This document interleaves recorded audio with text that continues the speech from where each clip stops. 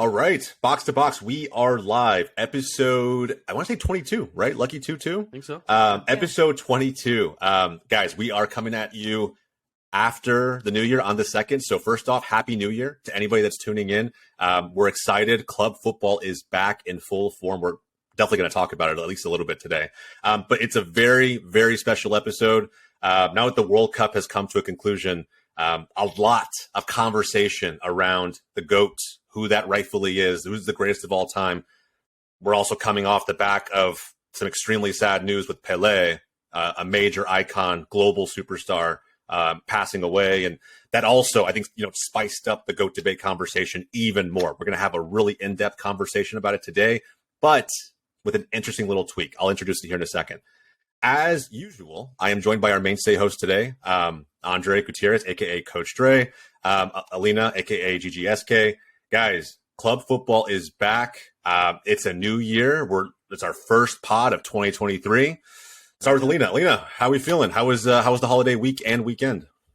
Man, it was good. It was good. It was unfortunately and fortunately at the same time busy because I had a lot of family over and I got to spend time with them and that good stuff. But at the same time, I couldn't catch that many football games, and it was kind of always a bummer to have to go to YouTube later and look at some of the highlights. But we'll see how next week goes. Yeah, next week should be a little less busy, so hopefully I'll catch a lot more football then. Nice. Hell yeah, back to it then. Andre, you gained some weight, bro. How's the holidays? Yeah, dude, ate a lot for sure. It was good, man. It was pretty chill. New Year's was fun. Just spent with some friends. There's fireworks here in Seattle off the Needle. So if you guys didn't know that, it's a pretty cool tradition. So yeah, I was really thankful that today was off because I was really disappointed yesterday when I woke up and I was like, oh my God, we have to go back to work. And then I realized that we had Monday off. So very thankful for that. Seriously. So I got to do laundry and all that kind of stuff to get ready for the week. But no, overall, great holiday season. So yeah, ready for this. Awesome, man. I'm pumped too. And look, guys, we're back at it. These episodes are not coming back, to a weekly basis and cadence. I know we took maybe a week and a half off. And the first time off, I will say, Box to Box has had all year. So we've been very consistent with this show. We're going to keep that train rolling. But for today, what's on the agenda? We don't have a guest today. So what we're going to do is we're going to talk a little bit about the return of club football. I know Alina's still kind of playing catch up a little bit on some of that, but I know Andre and I have been pretty locked in on some of the Prem's return, just anxiously waiting for the rest of Europe to kind of follow suit and come back in a really big way. I know La Liga has finally initiated those first round of matches, but I think we're kind of in a weird pause until next weekend. So a lot going on. And of course, the January transfer window. We're not going to talk about it a lot today, but it is coming. It's basically here. Teams are already making moves. I have Fabrizio Romano on Noties turned on Twitter. I'm super pumped for this time of the year because there's going to be a lot of action to really unpack. But when we think about where do we start with club football? Boxing Day, right? That's when it returned right after the World Cup.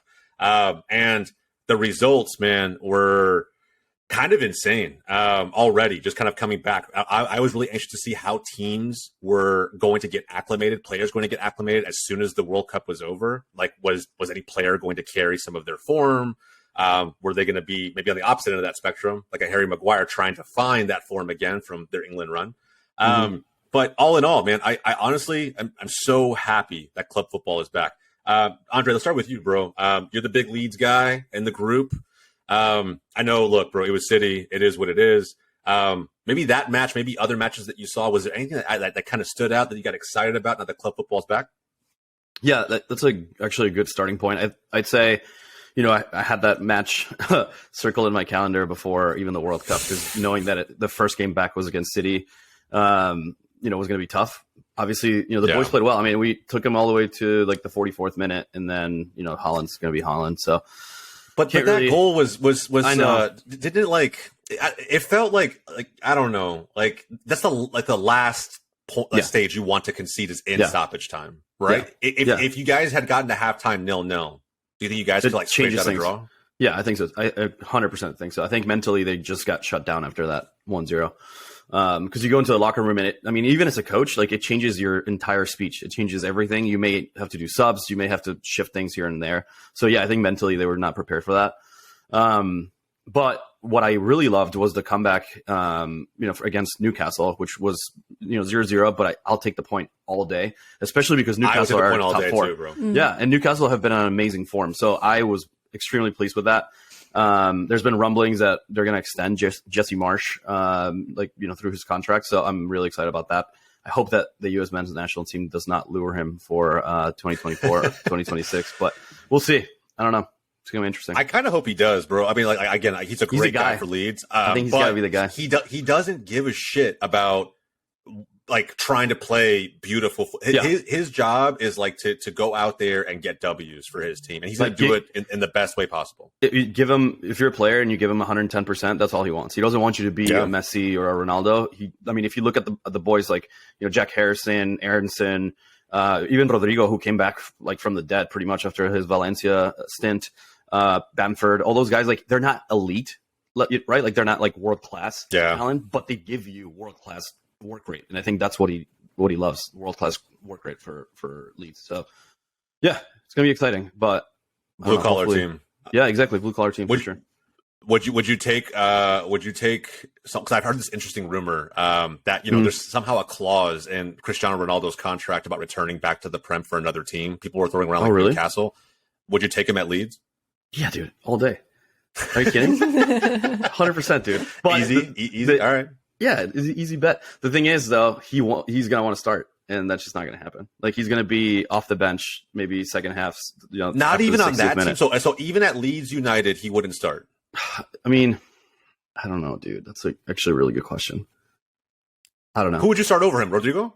Yeah, I mean, Rodrigo's been in the best form, but you're right. Yeah. When you have a guy like Ronaldo at that point, you're almost like, dude, you got to start him. Yeah, I don't know. It's just it's tough. I don't want to shun Ronaldo, but if he can't even start for Leeds United, nothing against Leeds. Leeds is a fantastic team, right? But 100%. But he's just this, this A-lister. And then if he's quote unquote fallen so far that he can't start for Leeds, I don't know. I always had at the beginning of the season, right? I always felt Ronaldo the Prem is so fast, demanding, physical, competitive. Yeah. I don't know if he fits the mold anymore, but the guy holds himself to that bar. So I don't know. It's just interesting. I heard this rumbling on Twitter the other day about there's still an opportunity, I guess, for him to come back. But wow, I did not know that. I guess we'll see. It's crazy. Yeah. Alina, last week you had Arsenal falling out of the top four. Since then they've secured 6 more points. They're 7 points atop the table. Opportunity to change your pick by any chance? Here's what I'm going to say to that is my predictions are looking bad after the absolute shit shows by Spurs and City, because I know City dropped points their last game too. So I don't know what's happening with these other teams, man. As much as I want to give credit to Arsenal, because you got to give credit where credit's due. They've been amazing before the World Cup break, and they've just rolled very strong after the break, and now they have I would say a comfortable cushion, honestly, going forward into the next few months here. And I don't know, man. I think what we need to focus on is what the hell is going on with the other teams, and why can't they just catch up? That's funny. It's a great question, though, right? It's what is going on with the Prem that in the span of 1 year, Arsenal's been able to U-turn this and not just sit at the top, right? It's one thing to be on top of a super competitive top four, and there's maybe a 1 point gap between everybody, and you don't know who's going to walk away with it. But 7 points clear, and granted, we're technically about to hit the halfway point, right? We're about to hit it because of the World Cup coming in, and we're about to hit match week 18, I think. Sure, right? We're at the halfway stage now, and there's still a lot of football to be played. But it's just what is it? Is it the fact that they're so bought into Arteta's system? Is it the chemistry they have? Because they're also very inexperienced. That's what worries me the most, is that they're one of the youngest teams in the Prem. If they win the Premier League, I guarantee they'll be one of the youngest teams to ever win it. I just it's almost kind of crazy that you have someone. I look at City, someone as experienced, as tactically set up as they are under Pep, and position by position world beaters, right? I mean, at every single position on the field. Yet they're dropping points here, dropping points there. Slowly but surely, Arsenal are finding a way to just keep that lead at the top. I don't know. I mean, I'll ask you both, and I'll probably start with Andre. Can this last? Can Arsenal, one, make this keep this train going, right? With Eddie and Nketiah at the top, with everything they have going on, can this midfield last as many games as they're all starting? Keep in mind, Arteta does not change the lineup very often outside of Europa League. He kind of just keeps the same guys out there. Can they make it last? Why or why not? So, great question. Actually, when we were out in New York, I was talking to one of my really good friends, John, and he's actually a massive Arsenal fan, so I'll give him a shout there. But we were talking about that. I think that you guys are maybe 1 or 2 injuries away from this shit collapsing. Like, that's what happens when you have a young team. They're hungry. They give you work rate. The experience piece is going to be tested because you guys still have to play against City twice. I think that to me is going to be what defines the rest of the season, right? 'Cause that's 6 points that could go either way. So that's going to be mentally, one way or the other. So I can't wait for those games. But I think Arsenal has enough to win the Prem. I just think that you guys are walking a very fine line of, do we have enough depth past the 12th, 13th, 14th guy on the bench? And you saw it with Jesus, right? Like, Nketiah is turning into freaking Thierry Henry, which is fucking awesome to see. but is that going to be the case if, like, Xhaka gets hurt, or Thomas Partey gets hurt, or Odegaard gets hurt, who's been freaking tremendous this season, right? Dude, we robbed Real Madrid in broad daylight. Daylight. That guy is so silky. I know. I'm like, bro, I can't believe you guys let him go for 30 modern day Mesut Ozil, my guy. But I feel you, dude. God, bro. He megged the shit out of Dunk before. I don't know if you guys saw that. My God. I lost my mind. Dude, that pass that he had the other day to Martinelli? On Martinelli's goal. Dude, how do you see that? I know, it was filthy.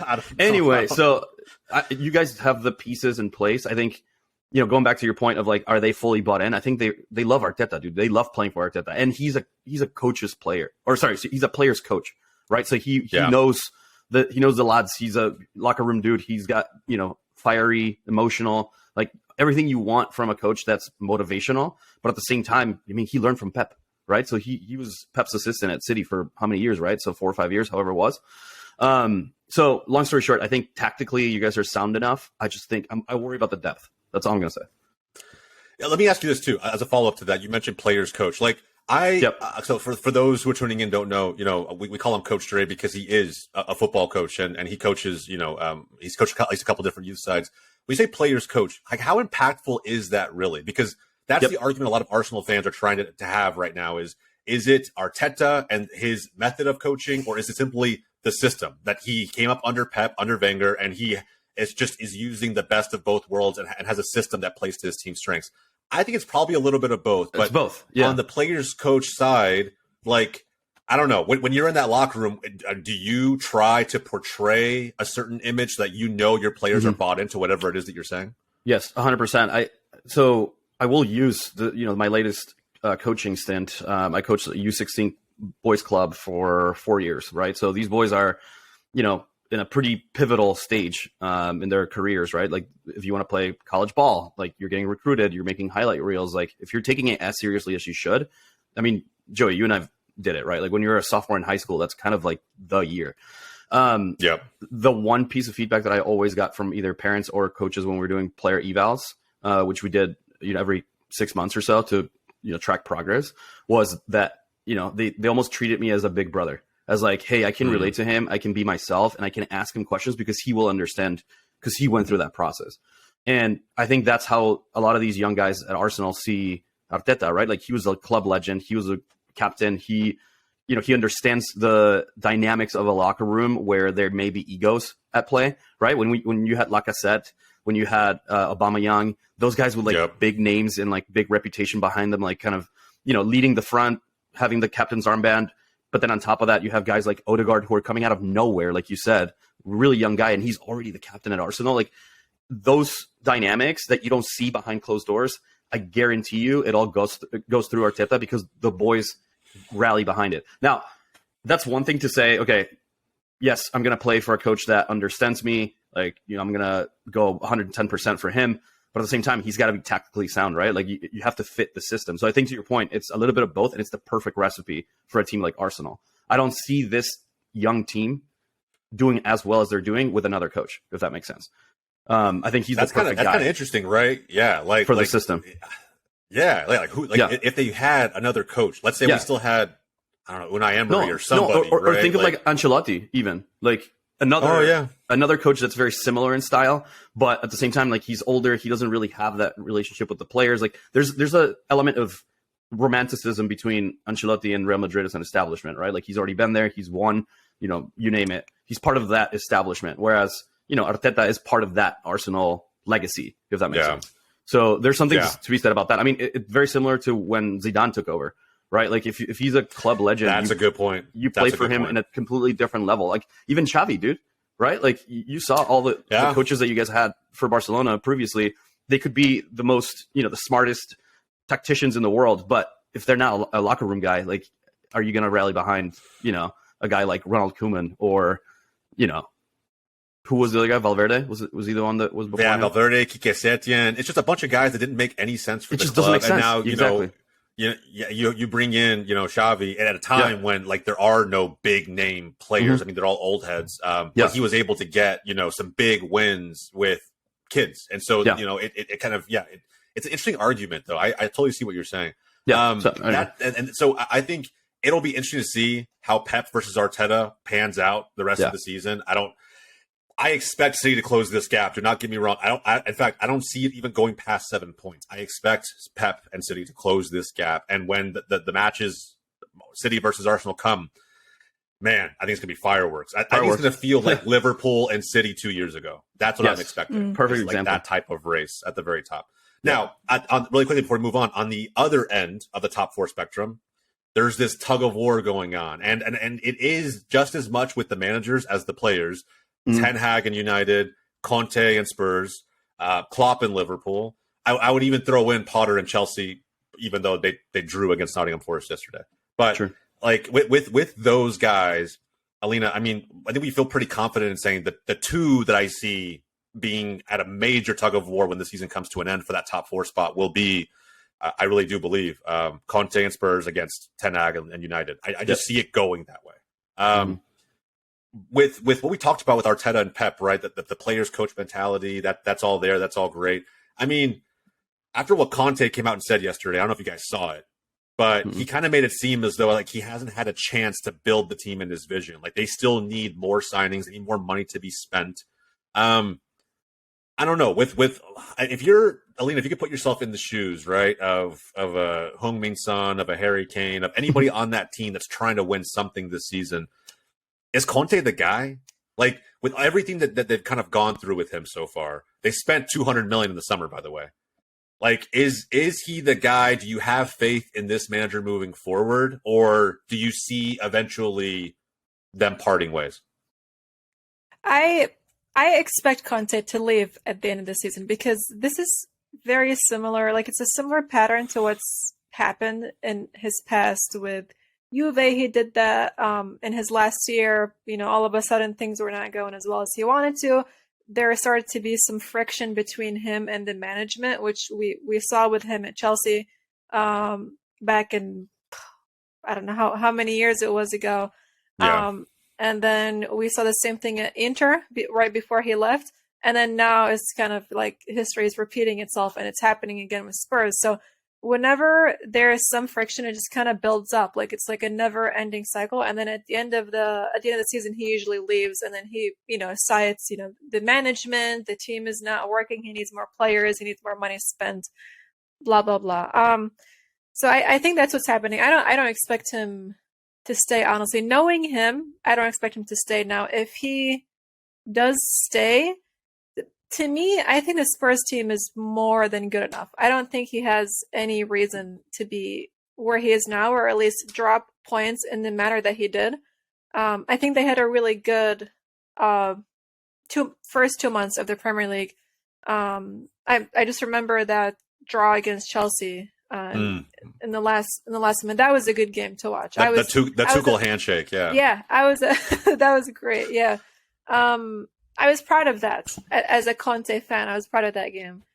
But I don't know. I think one thing that I've noticed, like one pattern between clubs, is if there's friction between the coach and the vision and the expectations, it's always not going to end well. Because we saw that with Chelsea and their coach, the management. We're seeing that with Liverpool because clearly they're not where they need to be, and the two parties were mad at each other. Same thing with Conte. Obviously, he's always blaming the management, and it's always a back and forth. But whereas with Arsenal, the expectations in the beginning of the season, I mean, top four would have been amazing, but ideally they wanted to maybe get to like the Europa League, especially how young the team is, and then build from there. So I think that's like one of the reasons why Arsenal's doing so well now is because they don't have that pressure behind them. They're playing for fun, they're confident, they trust each other, and there is no friction between coach, players, or the management. And upper management. Yeah. That's a great point. Let me ask you one before we move on. If Conte leaves Tottenham at the end of the season, would you take him back at Juve? No, I'm waiting. Here's the thing: if Conte comes back to Juve, it's going to be one of these like 3-4 year deals, and he's not going to get sacked. The two guys that I'm waiting for Juve are either Zidane or Guardiola. Could you imagine Zidane? I don't want to go back. We already saw that with Allegri. I do think Conte is in some ways better than Allegri, but the way he deals with frustration is not very good. That's why I really don't want him. I feel like he'll be Allegri 2.0, but with the friction attached, like any minute he's going to blow up. Dude, that opinion on Zidane actually makes a lot of sense. Like I could see that working well. I mean, and he's a free agent now too. Yeah, and well, so like it's kind of interesting, right? On the club level, I think I've heard that before. Like Zidane looking at Juve as a project that he could really sink his teeth into. It's like either that or on the international side, France or Brazil. Right. I don't know. He sounds like he has his choices. Like he has his pick of the litter. He can kind of figure out where he wants to go. But it's interesting. We all saw what Zidane did with Real Madrid, right? And I think that I don't want to take anything away from Zidane, but that three-peat, that team was built in a way before him that I'm trying to think outside of like prime Barcelona, a team that wasn't pieced together with a system internally with an academy. It was just the purchases were perfect. Yeah. I can't think of another team off the top of my head right now where that's been the case. I guess maybe the Invincible Arsenal, because they weren't a lot of academy products. Like Thierry Henry was a purchase, Miro was a purchase. Maybe Bayern. Yeah. When they had that run. Remember? Maybe, but they still had like a lot of in-house German talent. Yeah. It was like pretty much it was the like German national team at some point. Like it was like when Barcelona was the national team for Spain. When you think about club football, like people like applaud Barcelona for having that brand of football, of course, but then like the in-house academy players, the homegrown talent. When you think about it, it's easier to do things that way. Sure. Like the players who are most poised for success at the first team level are the academy players because they're growing up in that system. It's all they know. They're absorbing it. It's harder for an inform and a player who's in their prime to come over and adopt an entirely new system and new form of play. Yeah. So those teams should technically be better. People just aren't patient enough to wait for them. So I don't know. I think it's really interesting to see what Zidane can do and the credentials he can build for himself outside of what everybody associates him with, which is that Real Madrid run. So I don't know. I think it'd be dope. I'm just kind of curious to see where Conte ends up next, because if he crashes out of Spurs, I don't know if he can stay in the Premier League. Like, I don't know if Chelsea would take him back. I don't think Liverpool would entertain the idea of if Klopp ever left. I don't know. I think he ends up back in the Serie A. I just don't know where. But who knows? I guess time will tell. One quick question for both of you, but maybe more for Alina. If you're Conte and at the end of the season you don't win a trophy or even make it close to winning a trophy, is that automatic you get sacked? Or do you think they're going to give him enough like leash to stay another year? If that makes sense. Like, is it trophy or bust for Conte? I'm going to say trophy or bust, and here's why. It's because Spurs have a group of players, like, when you think of Kane and then you think of Son, they have a good group and they spent the money. So he doesn't really have a reason to, I mean, again, it's still really early on and they might just like go on a stretch again, like they did earlier in the season, Sure. and they might actually clutch a top 4. Which, in my opinion, I think that'd be I think it'd be a successful season. I don't think he should get sacked if he finishes top 4. But Yep. I don't know. I think, I mean, if we're starting the season from like scratch and you look at all these teams, you know, like City, Liverpool, Chelsea, United, Arsenal weren't in the plans to do as well as they're doing now. But for example, next season, we'd expect them to continue building on that and play better. Mm-hmm. And if you look at all these teams, I do think that Spurs, how should I say this? They performed better than expectations. Like if you compare all these teams on paper, you think, oh, maybe Spurs would get sixth or something. They're like a Europa League team, I would say. But I do think that with the players he has and the current conditions of the other clubs, like, you know, United, Chelsea, Liverpool, especially those fringe clubs, he right? has like, no excuse. Yeah, I completely agree. And it's funny because Yeah. No, I completely agree. It's funny because, you know, to Jose's point at the beginning of this segment, the fact that he came out saying, hey, we need, like, the team's not as good as I want it to be. We need more players. We need to bring in talent. We need to spend more money. It's like, dude, you already have done that. Like, it's just whether the signings didn't work out, maybe it's your system, maybe you change that up. But it's not like he's, to your point, Alina, it's not like he doesn't have talent. Like the Kulusevski deal and the Betancourt deal were freaking, those two players have elevated that team like drastically. And so if you can't build around them with Kane and Son in the squad, like what else do you need? Who else is he going to bring in? Right? Like there's a bunch of young talent, but like Jude Bellingham's not going to go to fucking Spurs. Like you're not going to lure him. Like he's going to go to like, you know, a Liverpool or a United or whatever. Like to me, if I'm a young player and I get approached by Spurs, I consider other choices, in my opinion. Like I don't think that would be a place for me to develop and become world class, if that makes sense. So maybe that's it's kind of weird actually. Spurs were that kind of side under Pochettino. Yeah. Like they were like that side where you went a young talent wasn't afraid to go to Spurs because that's where you were going to develop and then become either a big name player under Spurs or then move on to a top club. And that's just how it was going to be. I have a bold prediction based on that question Andre asked. I think if Spurs don't make top 4 and I would say even in top 4, this could be the case. But if they don't win a trophy, they don't win a single trophy, and they barely make top 4 like they're fighting for it at the end of the year, and they just get across the line or don't, I think they move into full rebuild. I think Conte goes. I think Harry Kane finds a way out. I think Son finds a way out. But the beauty of Spurs, though, and this is as an Arsenal fan, so you could take this for what it's worth, I think that even if they let those pieces go, they're in a better situation long term. Like Conte did do a pretty decent job of bringing in some talent that is young, that's hungry, there's a lot of potential. Kulusevski, Richarlison, like while they're not having great seasons, it could be due to the system, right? You never know. It could be due to just how Conte likes to play. Maybe Harry Kane, is tired of it and ready to go actually win trophies elsewhere. Who knows? I would let him go do those things. Freeing up those wages, just Kane and Son alone, would allow them to bring in attacking pieces they don't have to actually build around specifically, that they could just be part of the system holistically. And the system is not built around superstars at that point. It's just an engine that hopefully, for Spurs fans anyway, can't be stopped, right? It's just like if they could do that again, like try to do what they did in Punch, at least a little bit. Yeah. I think that they have a shot at being consistent top 4 candidates. But I see that happening. I see the whole full rebuild happening if they don't win a trophy this year. And it's a very the last thing I'll say about that is it's a very like interesting situation to be at Tottenham, because to me, if you ask me, are they a big 6 club, right? Like we look at other leagues and like the big 4, the big 6, whatever. Are Tottenham a big 6 club?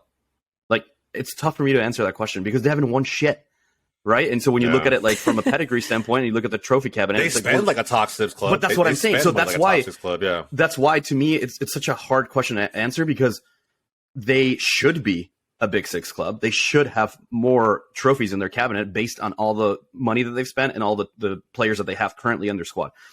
Kane, I think to your point, Kane and Son are in a very pivotal season where if they go basically like boom or bust, right? Like if they don't win anything, they should move on. Like that should be, if I'm Kane, that should be an indication for me that like it's just not going to fucking work out at Tottenham. Like take the money, go somewhere else. I don't know, like try your luck elsewhere. But dude, if you want to be considered elite, you gotta win fucking trophies, dude.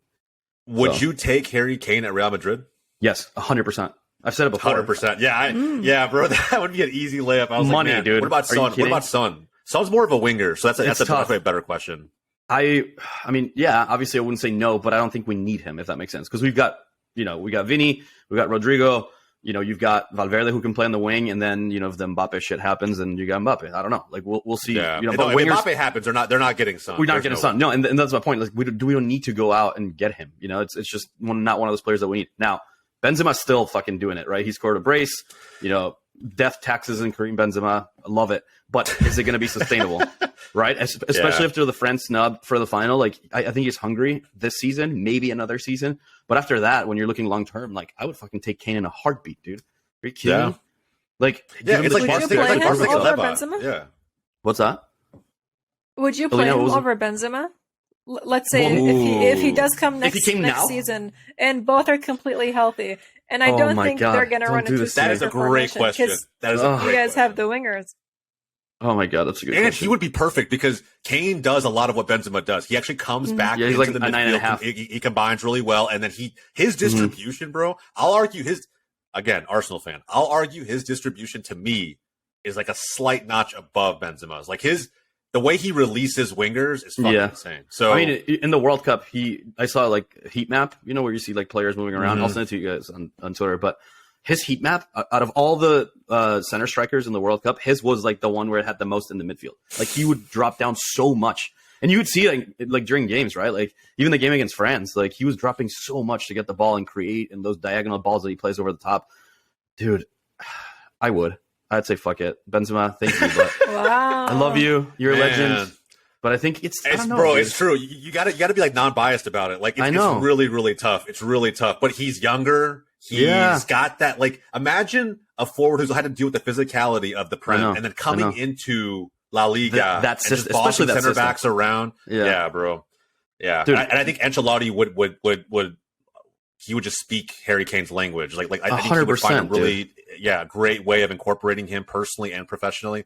Yeah. I don't know. It seems to fit really well. We'll see if it happens, but I can see Harry Kane moving on after this shit if they don't win anything. Yeah. Like, something has to change. Yeah. But anyway, the top four will continue to shape out as the season goes on. We're super excited for it. And I think we'll have many more of these hot takes along the way.